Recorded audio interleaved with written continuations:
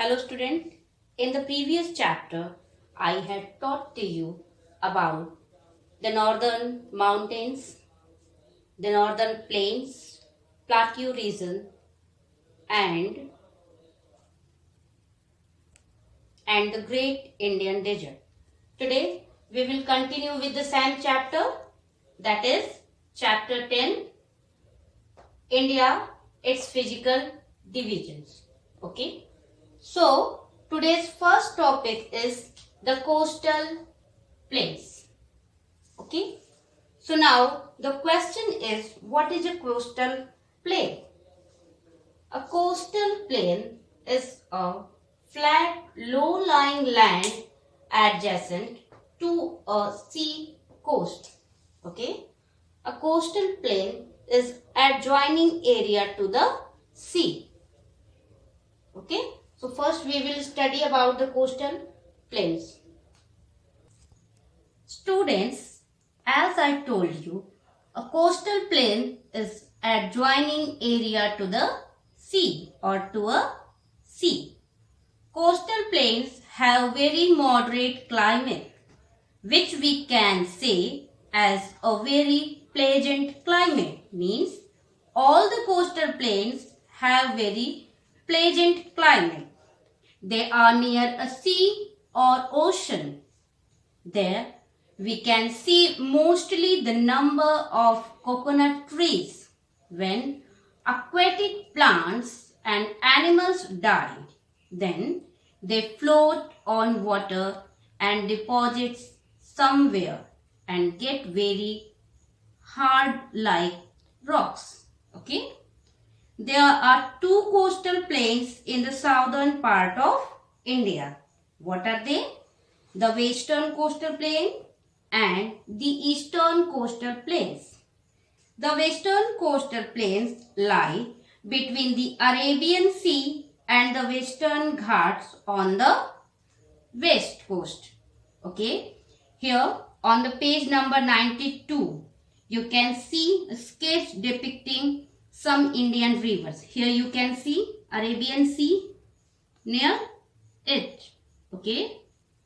They stretch from Rann of Kutch in the north to Kanyakumari. Okay. See in the map of India where Arabian Sea written, the side part of the map. Okay. As you can see, it is adjoining to Arabian Sea. It is western coastal plains.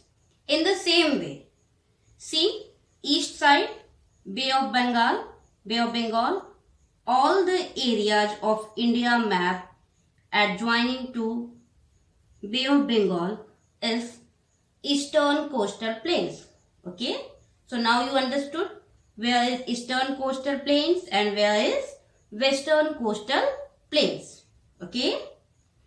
The eastern coastal plains lie between the Bay of Bengal and the Eastern Ghat on the east coast. See, eastern coastal plains stretches from the mouth of the river Ganga from here. See in the picture, from here to Kanyakumari. Here it is Kanyakumari. So from here to here it is eastern coastal plain. Okay. And from here to here it is western coastal plain. Understood? Now we will know what are the advantages of a coastal plain. Many parts of the Indian coastal plains have rich fertile soil on which apart rice, a large variety of crops are grown. See, means this area and this area are very fertile and many grains grow there. Okay. Some areas along the coastal plains have deposits of mineral oil. Okay.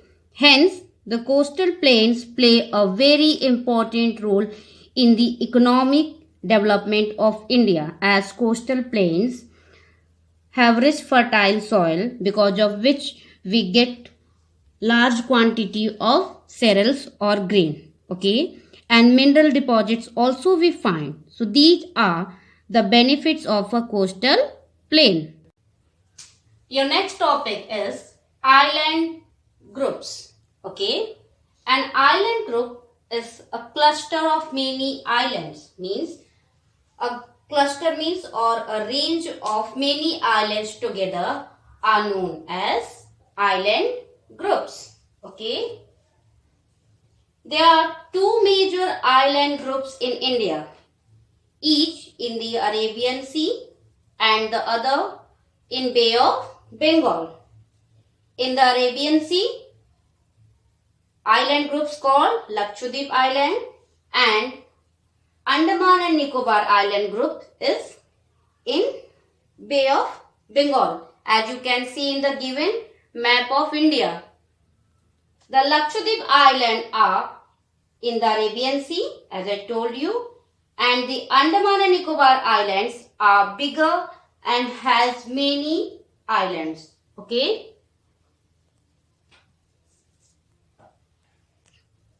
Andaman and Nicobar Island groups consists of more than 500 islands in the Bay of Bengal. As you can see in the picture, Bay of Bengal, there you can see small dot dot line, small dot dot, they are group of islands.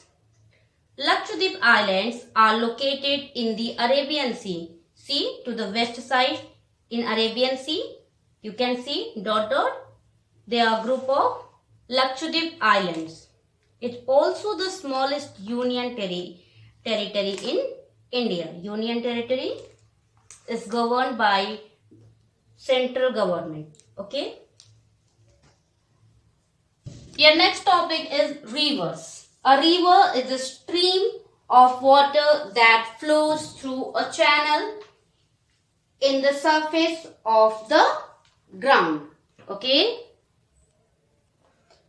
The passage where the river flows is called the river bed, and the earth on each side is called a river bank. Means land area which is adjoining to a river, it's called the river bank. Okay, and the area where river flows is known as its bed. India has a number of rivers. As you can see in the given picture, all the blue lines showing different rivers. Okay, there are two types of rivers, seasonal rivers and perennial rivers. Now, what is the difference between seasonal rivers and perennial rivers? See, seasonal rivers flow during monsoon season, while perennial rivers flow throughout the year. Means which rivers originate from a mountain covered with ice, they are perennial rivers because they get water from the melting ice of the mountain throughout the year, and seasonal rivers only flow when it is monsoon season. Okay, these include rivers of South India like Krishna, Kaveri, Mahanadi, etc. They are seasonal rivers. Okay, now perennial rivers get water from the melting snow of the Himalayas, as I told you. These include rivers of North India like Ganga, Yamuna, Indus, etc. See here in the picture, Ganga, Yamuna, Indus, they all have their origin from the Himalaya mountain. Okay, when there is heavy rainfall, the rivers overflow their banks, causing widespread destruction. In some places, river water is treated and supplied as drinking water.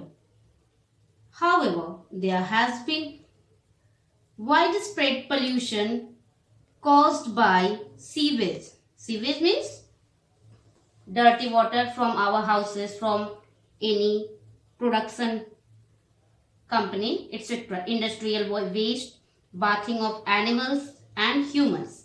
This has made water impure. Impure means not pure, not fit to drink.